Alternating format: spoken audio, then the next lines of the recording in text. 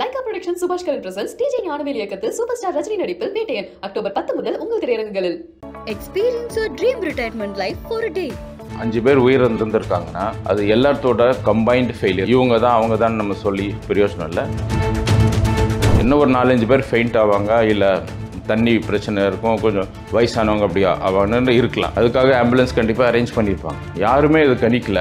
15 லட்சத்துக்கிட்ட அப்ராக்சிமேட்டாக அந்த ஸ்ட்ரென்த் வருவாங்கன்ட்டு அங்கே தண்ணி ஃபெசிலிட்டிஸ் இருந்திருக்கணும், மற்ற ஃபெசிலிட்டிஸ் இருந்திருக்கணும். எவ்வளோ பேர் வருவாங்கன்ற ஒரு கணிப்பு தப்பாக போயிருக்கு. இது ஒரு ஃப்ரீ ஷோ ஆயிடுச்சு. இப்போது நீங்கள் ஒரு 10 ரூபா டிக்கெட்டும் 50 ரூபா டிக்கெட்டும் வச்சுருந்தா ஒரு ஸ்டாட்டிஸ்டிக்ஸ் கிடச்சிடும். 5 லட்சம் நினச்சோம், இப்போ இவ்வளோ பேர் வராங்கன்னா அதுக்கு தகுந்த மாதிரி அவங்க ஒரு ஆக்ஷன் எடுத்துருக்கலாம். நம்ம ஈஸியாக சொல்லிட்டு போயிடுற டைமிங் பண்ணியிருக்கலான்ட்டு அது அவ்வளோ ஈஸி இல்லை. அப்புறம் 3 மணி நேரம் ஷோ, உச்சி வெயில் டைமு, தண்ணி எடுத்துகிட்டு போகணும்னு சொல்லிடுறோம். யாருமே 2 பாட்டிலுக்கு மேலே எவ்வளோ தூக்கிட்டு போக முடியும்? பெருசாக தண்ணியும் எடுத்துகிட்டு போக முடியாது. என்ன யோசிச்சிருப்பாங்க, அங்கேயும் வாங்கிக்கலான்ட்டு. வெறும் தண்ணி மட்டும் தட்டுப்பாடு இல்லை, சாப்பாட்டு உணவும் கூட. 1 மணிக்கெல்லாம் போய் எதாவது ஒன்று வேணும் வாங்குறதுக்குன்னு அதுக்கும் வழி இல்லாமல் போகுது. ஆல்மோஸ்ட் 2ஆம் தேதியோ 1ஆம் தேதியிலேருந்து தொடங்கியிருக்கு. 3 நாள் ரிஹர்சல் ஆகிருக்கு. அப்போது அது கொஞ்சம் அட்வர்டைஸ் பண்ணி நீங்கள் அதுக்கு வாங்க, கடைசி நாளில் இவ்வளோ கும்பலாக இருக்கும், கஷ்டமாக, சின்ன குழந்தைய வச்சுருக்கவங்க இல்லை கொஞ்சம் வயசானவங்களாம் அதுக்கு வாங்க அப்படின்னு சொல்லியிருக்கலாம். அந்த ரிஹர்சலில் கொஞ்சம் நம்ம அட்வர்டைஸ் பண்ணாமல் போயிட்டோம். ஓய்வு பெற்ற ராணுவ அதிகாரி ஜான் பிரின்ஸ் நம்மளோட இணைஞ்சிருக்காரு. வணக்கம் சார். வணக்கம். ஃபஸ்ட்டு இந்த ஏர் ஷோ எதுக்காக கண்டக்ட் பண்ணுறாங்க? இதோட மெயின் குறிக்கோள் என்னவாக இருக்குன்னா, பல வருஷங்கள் முன்னால் ஏர்ஃபோர்ஸோ ஆர்மியோ நேவி பற்றி அவ்வளோ யாருக்கும் தெரியறதில்லாதனால நிறைய பேர் அதில் இன்ட்ரெஸ்ட்டும் காமிச்சிக்கிறதுல சேர்றதும் இல்லை. இந்தியன் டிஃபென்ஸ் ஃபோர்ஸஸ் இது கொஞ்சம் பாப்புலரைஸ் பண்ணோம், எல்லாத்துக்கும் போய் சேரணும் அப்படின்னு.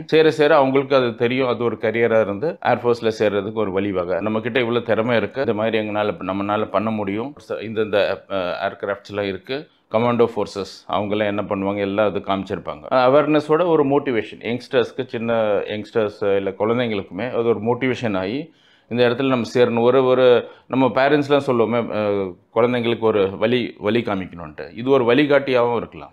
எப்போ கிரேட்டரான சில விஷயங்கள் நடக்கும்போது அதில் சில ஃப்ளாஸும் இருக்க மாதிரி 5 பேர் அந்த கூட்ட நெரிசலில் இறந்துருந்தாங்க. 100கணக்கான பேர் மூச்சு திணறல் ஏற்பட்டு ஹாஸ்பிட்டலில் போயிருந்தாங்க. இது யார் சைடில் ஆர்கனைஸ் பண்ணியிருக்கணும் சார்? மக்கள் செய்கிற தப்பா இல்லை கவர்மெண்ட் செய்கிற தப்பான்னு எல்லாருக்கும் ஒரு குழப்பம் இருக்குது. 5 பேர் இருந்திருக்காங்கன்னா அது எல்லாத்தோட கம்பைன்டு ஃபெயிலியர்னு சொல்லலாம். இவங்க தான் அவங்க தான் நம்ம சொல்லி பிரயோஜனம் இல்லை.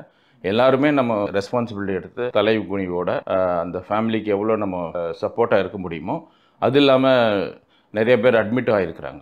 இது இப்போ நீங்கள் ஐஏஎஃப்னு பார்த்தீங்கன்னா ஒரு ஈவெண்ட்டை எங்களால் காமிக்க முடியும் வானத்தில், அது காமிக்கிறது ஒரு ரெஸ்பான்சிபிலிட்டி அவங்களோடது. இதில் ஒரு தப்பே இல்லை வெளிநாட்டிலலாம் நடந்த ஏர் ஷோஸில் இவ்வளோ கிட்டவோ போகிற ஃப்ளைட்டு இடிச்சு அது உளுந்து, அது உங்களுக்கு தெரியும், இடிச்சா கீழே இருக்கவங்க மேலே தான். அந்த மாதிரி ஆயிருந்தா அது யார் மேலே தப்பாக இருந்திருக்கும்? கீழே ஆர்கனைஸ் பண்ணுறவங்கள அவங்களோட பாட்டு இருந்திருக்கலாமே வெளியே.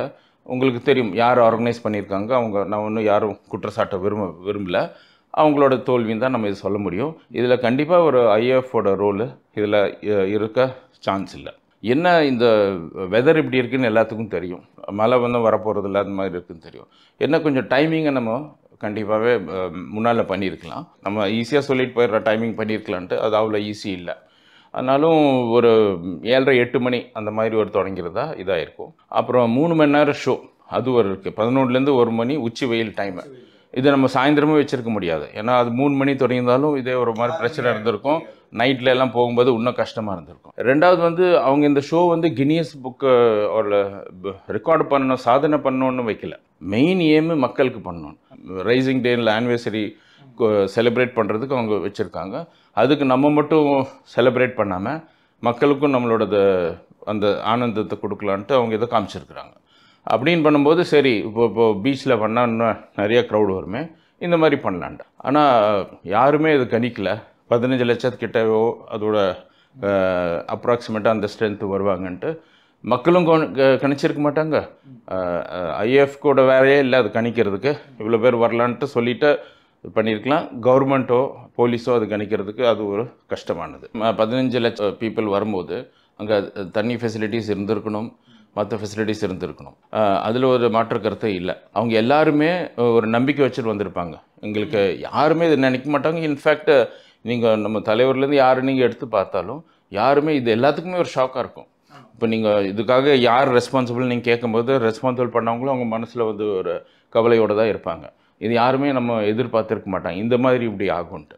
என்ன ஒரு 4-5 பேர் ஃபெயிண்ட் ஆவாங்க, இல்லை தண்ணி பிரச்சனை இருக்கும், கொஞ்சம் வயசானவங்க அப்படி ஆவாங்கன்னு இருக்கலாம்.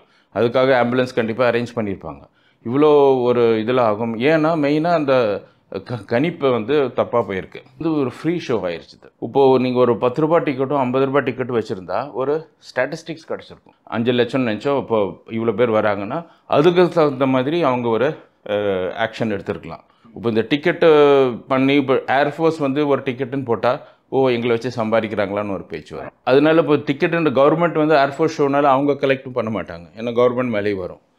ஆனால் என்னை பொறுத்த வரைக்கும் இது என்னோடய பர்சனல் ஒப்பீனியன். போட்டிருந்தா ஒரு ஸ்டாட்டிஸ்டிக்ஸ் கிடச்சிருக்கும். 15 லட்சம் வரல, ஒரு 10 லட்சம் கூட வந்திருந்தாங்கனாலும் 7 லட்சம் வச்சுருந்தாலும் இந்த பிரச்சனை ஆகிருக்கும். ஏன்னா அங்கே ரோடு அப்படி ரோடு அந்த மாதிரி கன்ஸ்ட்ரக்டட் ரோடு. இப்போ இந்த போலீஸ் நம்ம சொல்லிடுறோம் ரொம்ப ஈஸியாக அவங்க எல்லாம் பண்ணியிருக்கணுன்ட்டு.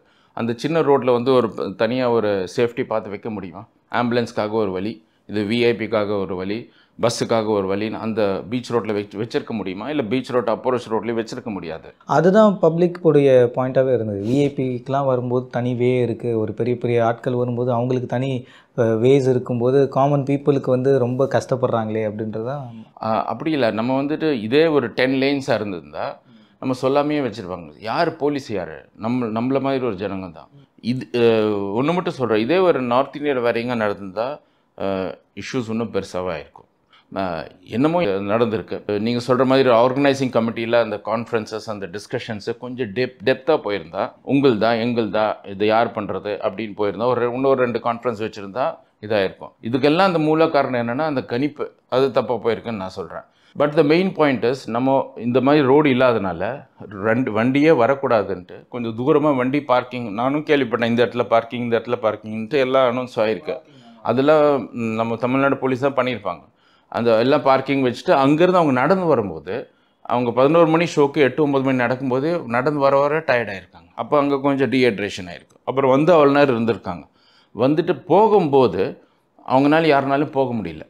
ஏன்னா ஆல்ரெடி ஹெல்த்தியாக இருந்த பர்சன்ஸ்க்கு வாட்டர் லாஸ் ஆனதுனால அவங்களால போக முடியாமல் அந்த மயக்கம் போட்டு விழுகுறாங்க. சரி, நிறைய பேர் 1 மணி வரைக்கும் வெயிட் பண்ணாமல் 12 மணிக்கெலாம் போக ட்ரை பண்ணியிருக்காங்க.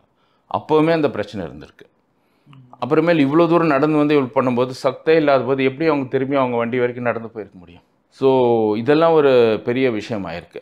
அப்புறமேல் தண்ணி எடுத்துகிட்டு போகணும்னு சொல்லிடுறோம். யாருமே 2 பாட்டிலுக்கு மேலே எவ்வளோ தூக்கிட்டு போக முடியும்?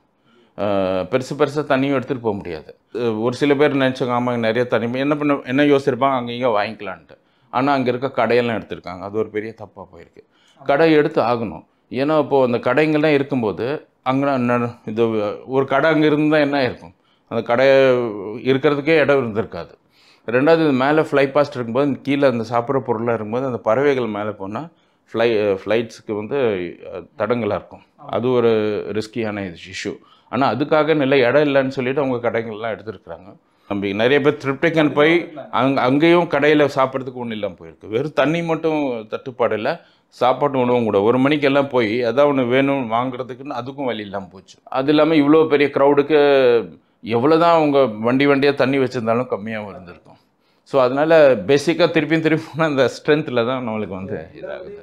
மினிமம் எக்ஸ்பெக்டேஷன்ஸ்க்கு ஏற்ற அந்த ஃபெசிலிட்டிஸ் கூட இல்லைன்றது தான் பொதுமக்களுடைய கோரிக்கை. நான் கேட்ட வரைக்கும் 15 lakh பீப்புள் வந்திருக்காங்க, ஆனால் அங்கே ஆம்புலன்ஸ் 40 தான் இருக்குது அப்படின்றாங்க. ஆம்புலன்ஸ் இருந்தும் நவரத்துக்கு இடம் இல்லாமல் இருக்குது. ஸோ அட்லீஸ்ட் ஆம்புலன்ஸ்க்கு ஒரு லேன் இருக்கலாம் அப்படின்றது. லேன் இருக்கலாம். அந்த ஆம்புலன்ஸ்க்கு அது முன்னாலே பிளான் பண்ணியிருந்தால் ஆம்புலன்ஸ் வேறு இடத்துல நிற்க வச்சு ஆம்புலன்ஸ் வரைக்கும் அதான் பேட்டரி வண்டி மாதிரி எடுத்துகிட்டு போய் அங்கே அது பண்ணி அந்த மாதிரி அதான் யோசிச்சிருக்கலாம். அந்த மாதிரிலாம் பண்ணியிருக்கலாம். நான் இது வந்து தப்பே நடக்கலைன்னு சொல்ல. ஃபஸ்ட்டு நம்ம எடுத்தது வந்து எல்லாத்து மேலேயும் எல்லோரும் ரெஸ்பான்சிபிலிட்டி எடுக்கணும், எல்லாத்து மேலேயும் தப்பு இருக்குதுன்னு தான் நான் சொல்லி தொடங்குறேன். இந்த நேரத்தில் வந்து ஒரு சோகமான நேரத்தில் வந்து நம்ம அதை பண்ண முடியாது. ஆனால் லெசன்ஸ் லேர்ன்றது ஒன்று இருக்கலாம். அதுதான் நீங்கள் கேட்குறீங்க. அப்படின்னு பார்த்தா என்ன சார் 15 லட்சத்துக்கு நம்ம பண்ண முடியாதுன்னு பண்ணலாம். ஆல்மோஸ்ட் 2ஆம் தேதியும் 1ஆம் தேதியிலேருந்து தொடங்கியிருக்கு. 3 நாள் ரிஹர்சல் ஆகிருக்கு. அப்போது வந்து அதுவும் கொஞ்சம் அட்வர்டைஸ் பண்ணி நீங்கள் அதுக்கு வாங்க, கடைசி நாளில் இவ்வளோ கும்பலாக இருக்கும், கஷ்டமாக இருக்கும், சின்ன குழந்தை வச்சுருக்கவங்க இல்லை கொஞ்சம் வயசானவங்களாம் அதுக்கு வாங்க அப்படின்னு சொல்லியிருக்கலாம். இல்லை வீட்டில் கொஞ்சம் ஃப்ரீயாக இருக்கும், தசரா லீவ் வேறு இருக்குது, கண்டிப்பாக வந்திருக்கலாம். அந்த ரிஹர்சலில் கொஞ்சம் நம்ம அட்வர்டைஸ் பண்ணாமல் போயிட்டோம். லைவ் ஷோலாம் போட்டிருந்தாங்க, லைவுக்கு எல்லாம் இருந்தது. அதுவும் கூட அவங்க கொஞ்சம் முன்னால் சொல்லியிருக்கலாம். யார் யார் நீங்கள வர முடியலையோ இந்த லைவ் பண்ண அன்றைக்கி காலையில் தான் சொன்னாங்க. அதே அவங்க கொஞ்சம் முன்னால் சொல்லியிருந்தா சரி நம்மளால் போக நிலைமையில முடியல, நம்ம வீட்டில் இருந்தே பார்த்துக்கலான்னு நிறைய பேர் முடிவு பண்ணியிருப்பாங்க இருக்கலாம். ஆனால் கவர்மெண்ட் கொஞ்சம் ஒரு கம்யூனிகேஷன் ஓப்பன் பண்ணியிருக்கலாம். இந்த மாதிரி யார் யார் கொஞ்சம் இதெல்லாம் பண்ண முடியுமா பண்ணுங்கள், இந்த தண்ணி யாரை வாலண்டியர்னு நிறைய ஆர்கனைசேஷன்ஸ் அதை பண்ணியிருப்பாங்க. அது அந்த மாதிரி கொஞ்சம் ஒரு கம்யூனிகேஷன் வச்சு ஒரு சந்தோஷமான பப்ளிக் இவெண்ட்டை ஒரு திருவிழா மாதிரி இது திருவிழாக்கு மேலேயே அந்த மாதிரி பண்ணியிருந்தா அந்த கம்யூனிகேஷன் கொஞ்சம் லேக்கிங்காக இருந்துச்சு. என்ன இருந்தாலும் கொஞ்சம் பேர் அட்மிட் ஆகிருக்காங்க, அவங்க ரெக்கவர் ஆகிட்டு போயிடுவாங்க, அதெல்லாம் ஃபைன்.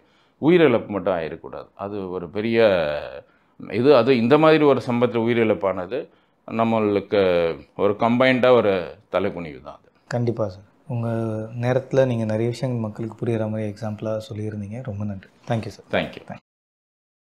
லைகா ப்ரொடக்ஷன் சுபாஷ் கரன் பிரசன்ஸ் டிஜே ஞானவேல் இயக்கத்தில் சூப்பர் ஸ்டார் ரஜினி நடிப்பில் பேட்டையன் அக்டோபர் 10 முதல் உங்கள் திரையரங்குகளில். Experience your dream retirement life for a day.